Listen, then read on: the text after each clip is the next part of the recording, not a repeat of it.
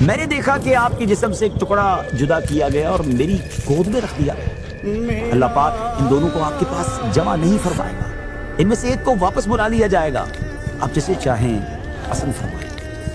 انتخاب مشکل تھا پر کرنا تھا، انتخاب ہو گیا۔ ٹھیک 3 دن بعد انا للہ و انا الیہ راجعون، یہ حسین کے مقتل کی خاک ہے۔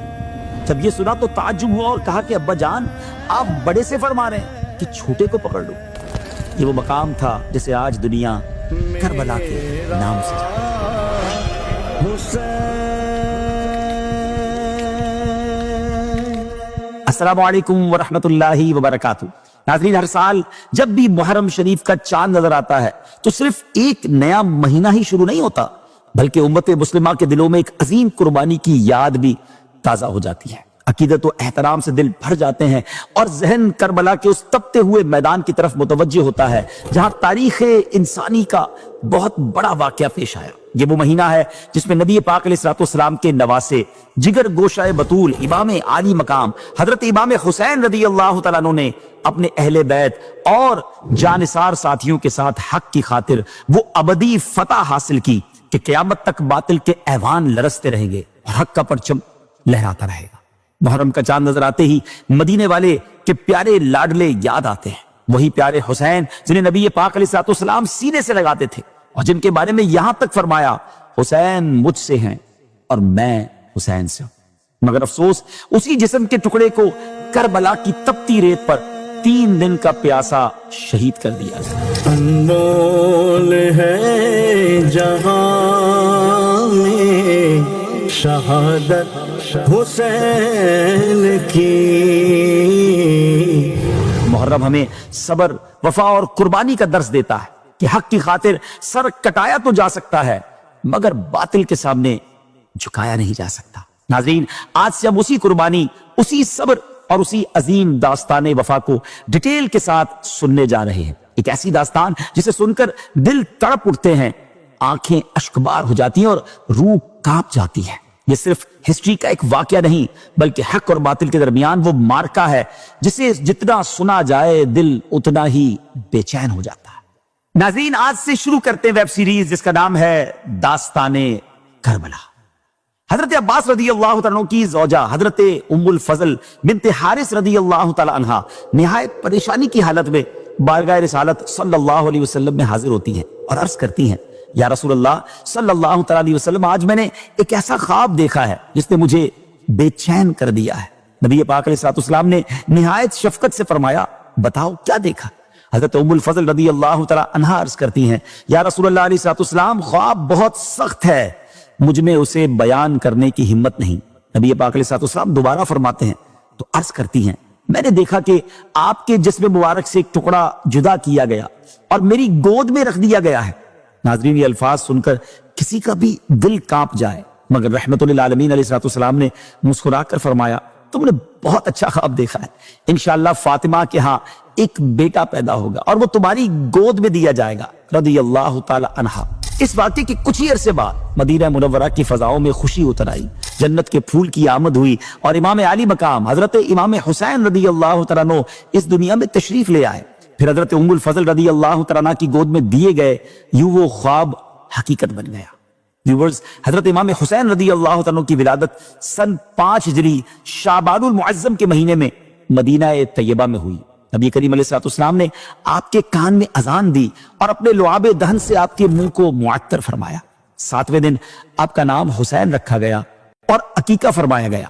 نبی پاک علیہ السلام نے ارشاد فرمایا، حضرت ہارون علیہ السلام نے اپنے بیٹوں کے نام شبر و شبیر رکھے تھے اور میں نے انہی کے نام پر اپنے بیٹوں کے نام حسن اور حسین رکھے ہیں۔ سریانی زبان میں یعنی سیریا کے لینگویج میں شبیر و شبر اور عربی زبان میں حسن و حسین ایک ہی معنی رکھتے ہیں۔ پھر آقا علیہ السلام نے یہ بھی فرمایا، حسن اور حسین جنتی ناموں میں سے 2 نام ہیں۔ زمانہ جاہلیت میں عرب ان ناموں سے واقف نہ تھے، یعنی یہ ایسے یونیک نام تھے کہ دنیا میں سب سے پہلے اگر کسی کے رکھے گئے تو حضرت امام حسن اور امام حسین ہیں۔ آپ کی فضائل میں بے شمار احادیث مبارکہ بیان ہوئی۔ نبی کریم علیہ السلام نے فرمایا، حسین مجھ سے ہیں اور میں حسین سے ہوں۔ ایک مرتبہ میرے آقا علیہ السلام مسجد میں تشریف لا اور فرمایا، میرا چھوٹا بچہ کہاں ہے؟ اتنے میں ننھے امام حسین رضی اللہ تعالیٰ عنہ دوڑتے ہوئے آئے، پیارے آقا علیہ الصلوۃ والسلام کی گود میں بیٹھ گئے۔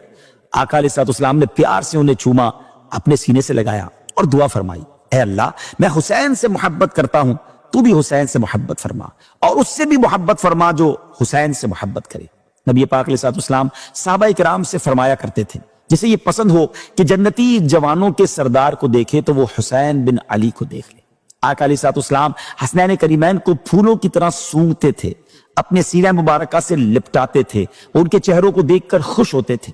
یہ نبی پاک علیہ الصلوۃ والسلام مولا علی المرتضیٰ کرم اللہ تعالی وجہ الکریم اور بی بی فاطمہ رضی اللہ تعالیٰ عنہ کی تربیت ہی کا اثر تھا کہ امام علی مقام عبادت، تقوی، صبر اور سخاوت کا عظیم پیکر بن گئے۔ آپ رضی اللہ تعالیٰ عنہ نے تقریباً 25 حج پیدل عطا فرمائے، جی ہاں 25 حج پیدل ادا فرمائے، اور روزانہ صدقہ و خیرات، عبادت اور نیکیاں آپ کی زندگی کا اہم پارٹ تھی۔ آپ کو نماز سے ایسی محبت تھی کہ میدان کربلا میں بھی نماز نہ چھوڑی۔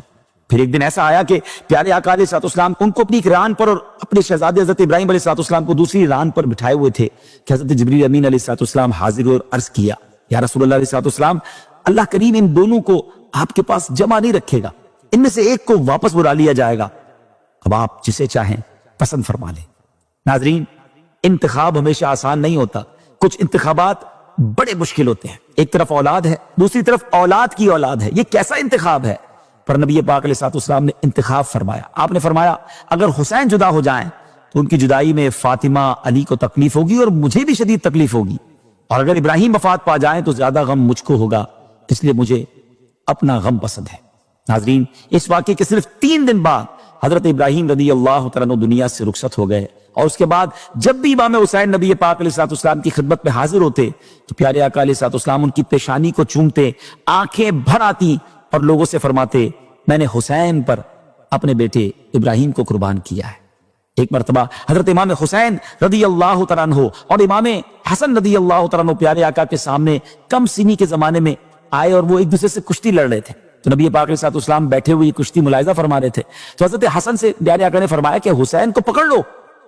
حضرت فاطمہ تو زہرا نے کہا کہ ان کو بڑا تعجب ہوا کہ عرض کیا، ابا جان آپ بڑے سے فرما رہے کہ چھوٹے کو پکڑ لو، تو پیارے آقا علیہ السلام نے فرمایا دوسری طرف جبرائیل حسین سے کہہ رہے ہیں کہ حسن کو پکڑ لو۔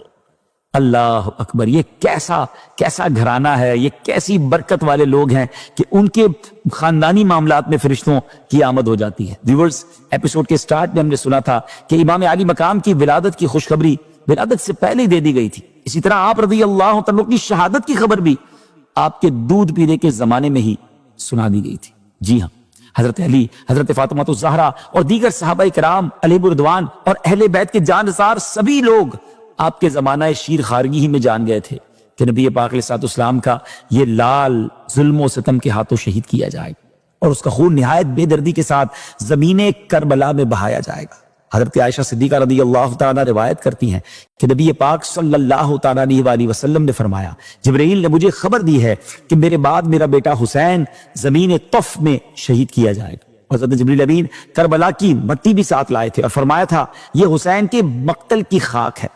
ناظرین، طف کوفہ کے قریب اس مقام کا نام تھا جسے آج دنیا کربلا کے نام سے جانتی ہے۔ اسی طرح کبھی بارش کے فرشتے کے ذریعے خبر دی گئی تو کبھی ام سلمہ رضی اللہ تعالیٰ عنہ کو خاک کربلا دینے اور اس خاک کے خون ہو جانے کو شہادت امام حسین کے سائن قرار دینے کا ذکر ملتا ہے، جس سے معلوم ہوتا ہے کہ نبی پاک علیہ الصلوۃ والسلام کو ان کی شہادت کے بارے میں بار بار اطلاع دی گئی اور آپ نے بھی بارہا اس کا ذکر فرمایا، جس کی وجہ سے حضرت امام حسین رضی اللہ تعالیٰ عنہ کی شہادت کی خبر بچپن سے ہی خوب مشہور ہو چکی تھی۔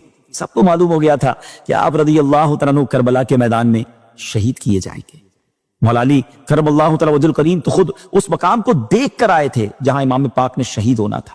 آپ رضی اللہ تعالیٰ عنہ جب اس مقام پر پہنچے تو فرمایا، نبی کریم علیہ الصلوۃ والسلام نے مجھے خبر دی تھی کہ حسین فرات کے کنارے شہید کیے جائیں گے۔ پھر آپ اس مقام پر گئے جہاں بعد میں شہداء کی قبریں بنی اور فرمایا یہاں ان شہداء کے اونٹ باندھے جائیں گے، یہاں ان کے کجاوے یعنی سیڈلز رکھے جائیں گے، یہاں آل محمد علیہ الصلوۃ والسلام کے جوان شہید ہوں گے اور آسمان و زمین ان پر روئیں گے۔